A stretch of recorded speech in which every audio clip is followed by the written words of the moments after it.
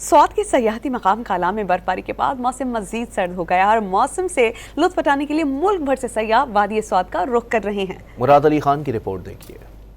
गुज़श्ता रात कालाम में होने वाली बर्फबारी के बाद पहाड़ों ने सफ़ेद चादर ओढ़ ली। नज़ारे दिलफरेब हुए तो मौसम का लुत्फ उठाने के लिए मुल्क भर से सयाहों ने डेरे डाल दिए। सयाहों ने बर्फ पर चहलकदमी की, एक दूसरे को बर्फ के गोले मारकर एंजॉय किया। सयाह अंगीठियाँ जलाकर सर्दी की शिद्दत भी दूर करने की कोशिश कर रहे हैं।